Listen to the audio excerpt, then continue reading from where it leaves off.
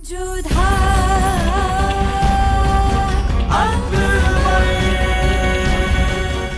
धारावाहिक किसी प्रकार की ऐतिहासिकता का दावा नहीं करता। तत्कालीन परिस्थितियों को दर्शाने के लिए आवश्यक और उचित नाटकीय रूपांतर किए गए हैं।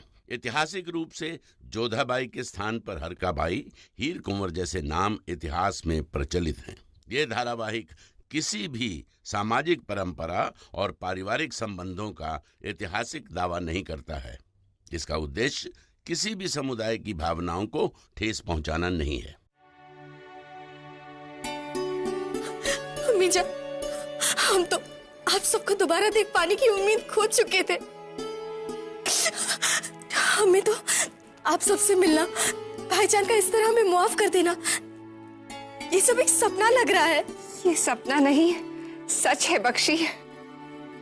हमें माफ कर दो बेटा। इस हालत में हमें तुम्हारे साथ रहना चाहिए था और खबर मिलते ही हम आना भी चाहते थे, मगर कानून का दायरा कुछ ऐसा होता है कि मलिका आजम भी बन जाती है। ये तो जोधा बेगम की कोशिश थी कि जलाल ने तुम्हें माफ कर दिया, वरना हम सब तो उम्मीद हार चुके थे। सच बख्शी बानो, हम बता नहीं सकते कि आपको हम सबके बीच वापस देखकर हम कितने खुश हैं। आप माँ बनने जा रही हैं, मुबारक हो। हमारी ओर से भी मुबारकबाद कबूल कीजिए बख्शी बानो। वैसे मुबारकबाद तो बेगम जोधा को देनी चाहिए, क्योंकि उन्होंने ऐसा काम किया है जो जलाल के करीबी भी नहीं कर पाए। मुबारक हो बेगम जोधा। अब रोने के नहीं मुस्कुराने के दिन है बख्शी। हाँ बख्शी बानो, वैसे भी सलेबा बेगम सबसे अच्छी सलाह देती है। हमारे पास तो अल्फाज ही नहीं है कि कैसे हम आप सबका शुक्रिया अदा करें। आज हम आप सबके पास, ये हमारी खुशनसीबी है।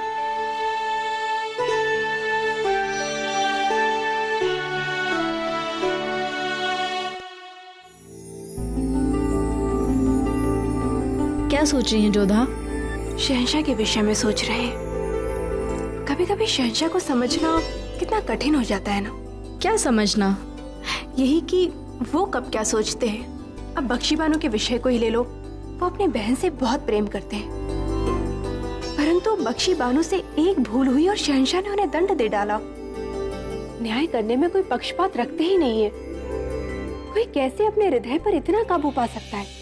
जहाँ न्याय की बात होती है वहाँ पर कोई संबंध किसी भावना को बीच में आने ही नहीं देते हैं। ये तो सही कहा जोधा आपने। एक महान शहंशाह की यही निशानी होती है। परंतु इस बार हमें इस बात का संतोष है कि उन्होंने हमारी बात को समझा और बख्शी बानो को अपना लिया।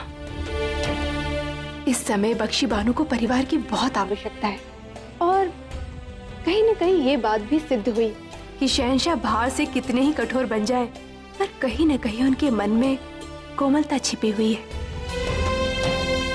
कभी इतने उदार हृदय बन जाते हैं और कभी बिल्कुल हटी। कभी कभी तो हमें ही समझ नहीं आता कि उनका वास्तविक स्वरूप है क्या। मोती, स्वप्न में भी हट करते हैं वो।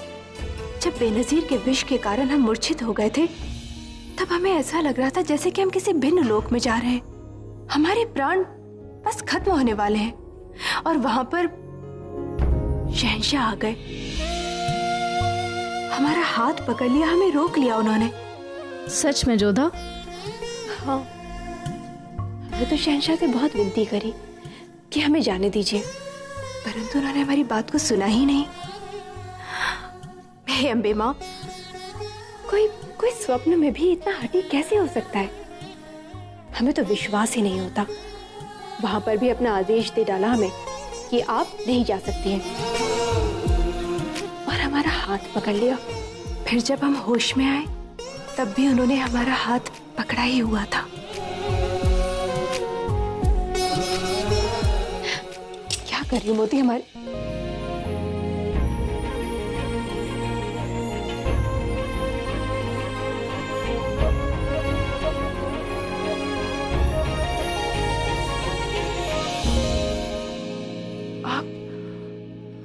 मोती ने हमें बताया क्यों नहीं कि आप यहाँ पर हैं?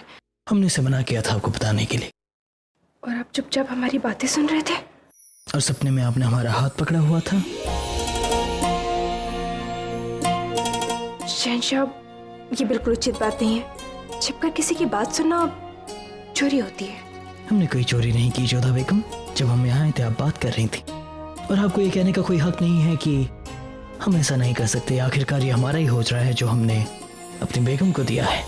हाँ, परंतु फिर भी आपको हमारी बातें नहीं सुननी चाहिए थी। नहीं सुनते। अगर हमारे बारे में बात ना हो रही होती तो, क्योंकि ख्वाब हमसे जुड़ा हुआ है, तो उसके बारे में जानने का हमें पूरा हक है जोधा बेगम। नहीं, ये हमारा निजी स्वप्न था। कमाल की बात है जोधा बेगम, अपनी निजी बात आप अपनी सहेली को बता सकती हैं, लेकिन अपने शौहर को नहीं।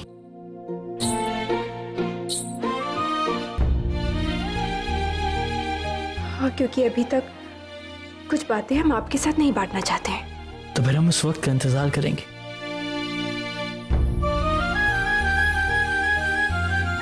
फिलहाल आपसे इजाजत चाहते हैं। शहंशाह, आप हर समय कितनी हड़बड़ी में रहते हैं शहंशाह।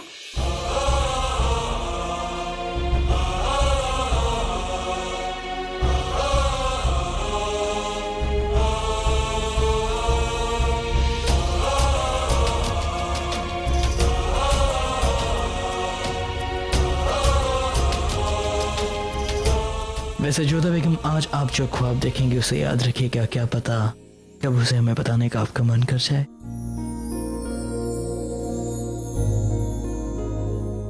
शब्बा खैर जोधा बेगम।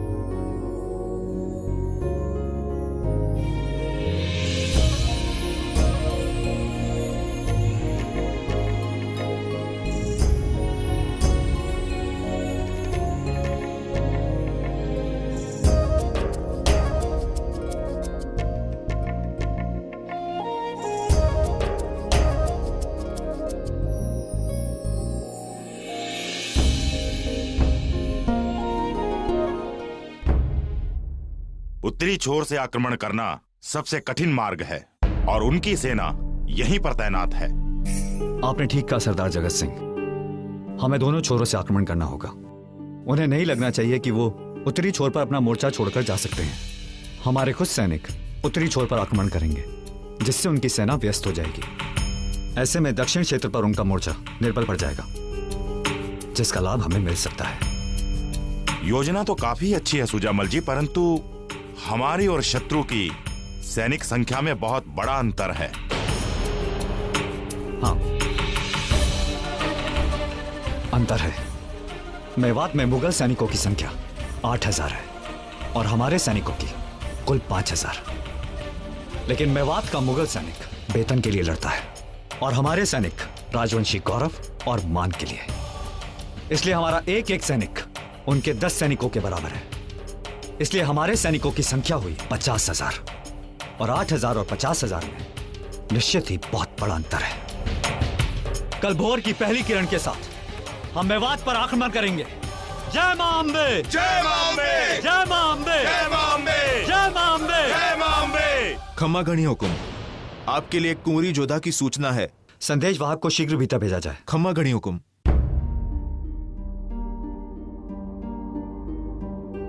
सूचना यह है कि कुंवरी जोधा शहंशाह जलाल को विष कन्या से बचाने के लिए खुद विष पान कर बैठी। उनके प्राणों पर संकट आ गया था, परंतु अम्बे मां की कृपा से उनका स्वास्थ्य ठीक है। यह संदेश पहुंचाने में इतना विलंब क्यों हुआ? हुकुम, आप लगातार यात्रा पर थे, ऐसे में आप तक सही समय पर सूचना पहुंच न सकी। ठीक है, तुम जाओ। जो हुकुम। सब कुशल मंगल तो है ना सुजामल जी? हाँ, किंतु आक्रमण के पश्चात हमें शीघ्र ही आगरा के लिए रवाना होना होगा। हमें हर हाल में जोधा से मिलना होगा। क्षमा कीजिए हुकुम, पर आपका आगरा जाने का निर्णय उचित नहीं होगा।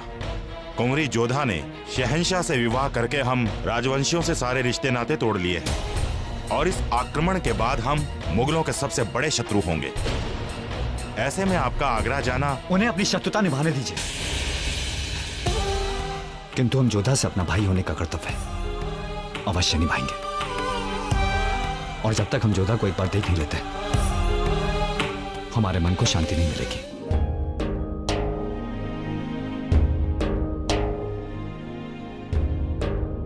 भाभी जान, आपका शुक्रिया अदा करके हम आपका एहसान कम नहीं करेंगे। सब कुछ मिल गया हमें, बस एक कसक है। काश हमारे शौहर हमारे साथ होते।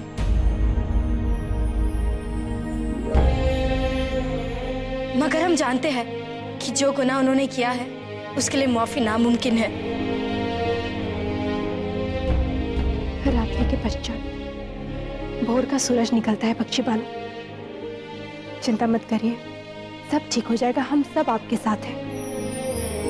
और आज हम सब मिलकर बख्शी बानो की गोद भराई का जश्न भी मनाएंगे। चलिए, अब हमें निकलना होगा। आखिर फूफी जान है हम आपकी। रस्म की कितनी सारी तैयारियां करना तो अभी बाकी हैं। बख्शी बानो, अब हम भी चलते हैं और आप विश्राम करें। और हाँ, अब आंखों में आंसू नहीं, चेहरे पर मुस्कान होनी चाहिए। कहते हैं कि गर्भावस्था में जैसे माँ का मन होता है, वैसे ही प्रभाव बच्चे पर भी पड़ता है। इसलिए आप प्रसन्न रहने का प्रयास करें। हाँ बख्शी बानो, अगर इस वक्त रोगी तो होने वाला बच्चा बाद में बहुत रोएगा, रातों को जगाएगा। इसलिए मुस्कुराओ ताकि होने वाला बच्चा हमेशा खिलखिलाता रहे। अब खुशियों के दिन लौट आए हैं और आगाज भी खुशी से ही होगा। बख्शी के आने वाले बच्चे के लिए हम सब खुशियां मनाएंगे। आज गोद भराई की रस्म होगी।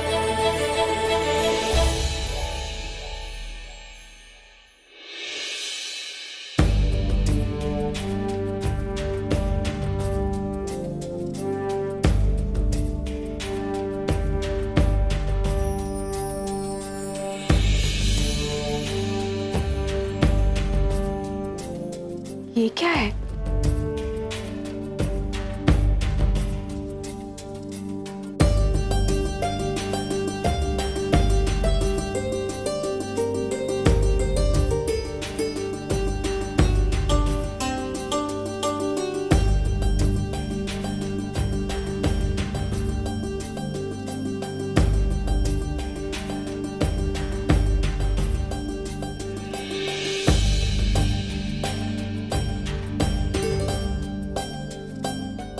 सब क्या है? देखने में तो शतरंज लगता है। ठीक पहचाना आपने जोधा बेगम। ये शतरंज की बिसात ही है। और ये लोग? मोहरों की जगह जीते जाते लोग बैठे हैं। कैसा लगा आपको? मनुष्य को मोहरा बनाकर खेलना विचित्र है और भिन्न भी, परंतु इन्हें खेलेगा कौन?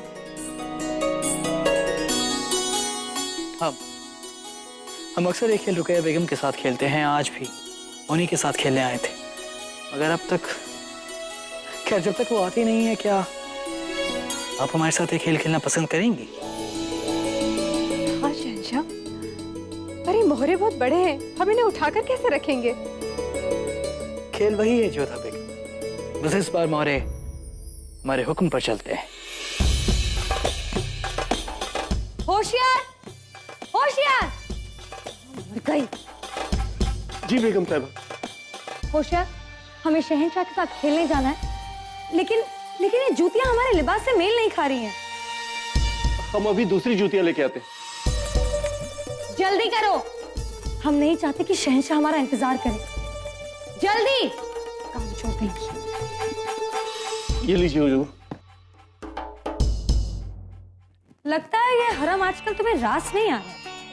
बड़ी कामचोर होती जा रही हो। ऐसा न कहिए हुजूर, हम तो आपके गुलाम हैं। अपना साया इस बांदी के सर से न हटाइएगा। बस अब चापलूसी बंद करो और चलो।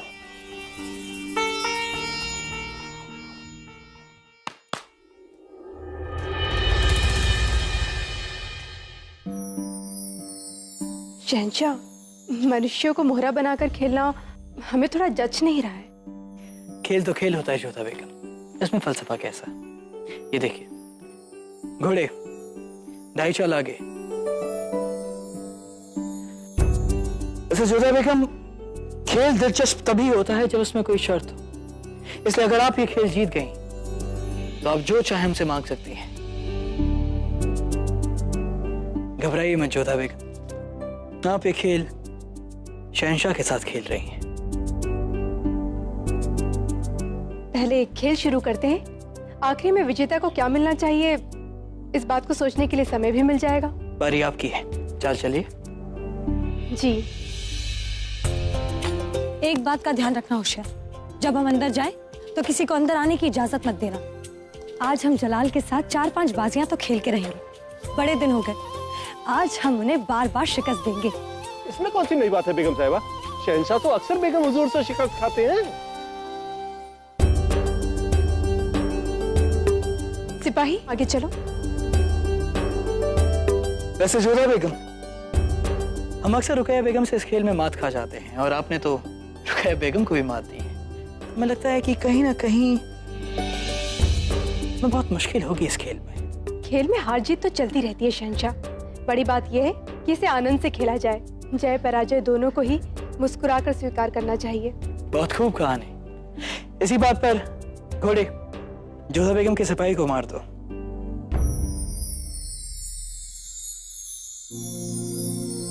लीजिए, आपका सिपाही मारा गया। ये ठीक बात नहीं है शहंशाह, आपने हमें बातों में उलझाया और हमारे मोहरे को मरवा दिया। अभी तो हमें इस खेल का ठीक से अभ्यास भी नहीं है, हमें तो समझ ही नहीं आ रहा है कि कौन कहाँ खड़ा है।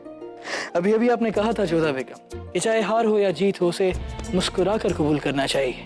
आप शिकायत कर रही हैं। सिपाही आगे चलो।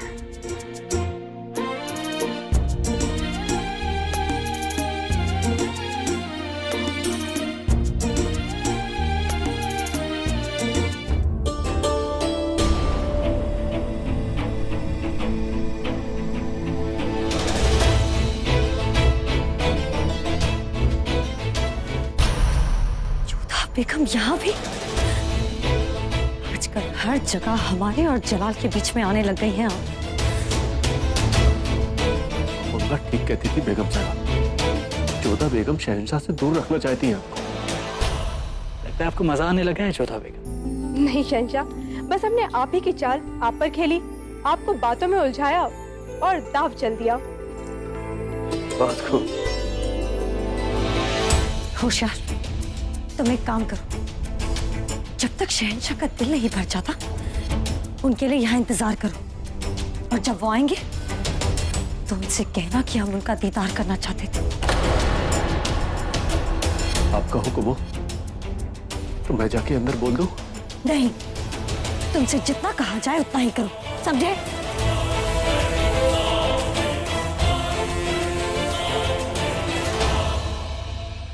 कैसा कमाल है परवरदिगार, जब से जोधा बेगम को होश आया है रुकैया बेगम बेहोशी के आलम में रहने लगी है। वजीर दाईं ओर 4 कदम, टेढ़ी चाल।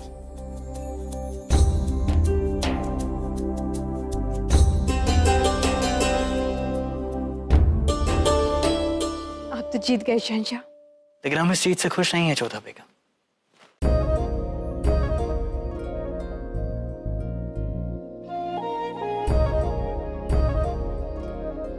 क्योंकि आप जानबूझ के हारी हैं। हमने आपको जानबूझकर नहीं जिताया है शहंशाह, हम तो इस खेल को सीख ही रहे थे, और वैसे भी इतना दुस्साहस हम कैसे कर सकते हैं। ठीक है, अगर ऐसी बात है तो फतेह हमारी हुई, और शर्त के मुताबिक हम आपसे कुछ मांगेंगे जोधा बेगम। आप शहंशाह हैं, भला हम आपको क्या दे सकते हैं? सोचिए कि आप एक शहंशाह को क्या दे सकती हैं। तो ठीक है, हम आपको एक ऐसी भेंट देना चाहेंगे जिसके कारण आप और भी अच्छे शहंशाह और मनुष्य बने, जिससे प्रजा आपको और भी प्रेम करे। रख लिया।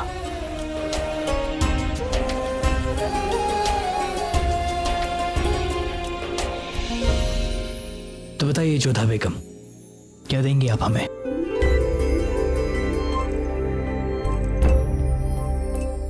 एक ऐसी भेंट जो आप हमसे नहीं लेंगे, बल्कि देंगे बख्शी बानू को, वो भी उनके गोद भराई के अवसर पर, आज ही।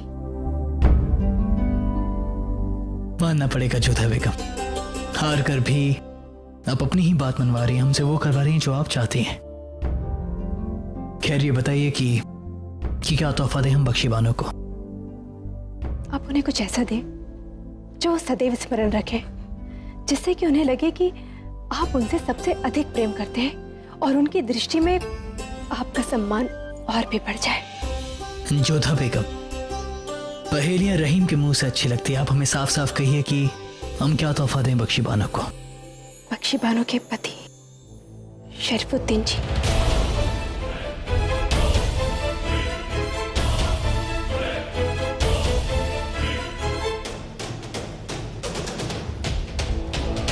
आदाब शहंशाह।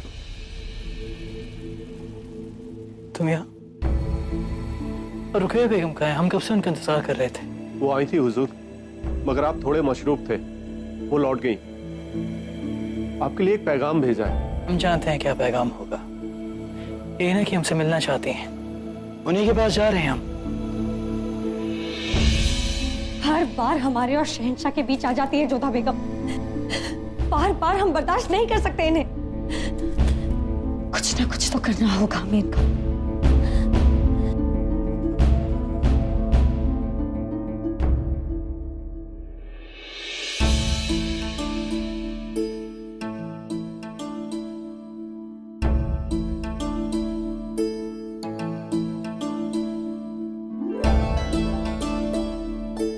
तुम इस बात से नाराज होना रुके कि जब तुम हमारे साथ शतरंज खेलने आई तब हम जोधा बेगम के साथ शतरंज खेल रहे थे। वैसे हम जिंदगी भर आपके साथ शतरंज खेलते हैं, लेकिन जो मजा जोधा बेगम के साथ आया आज तक नहीं आया हमें।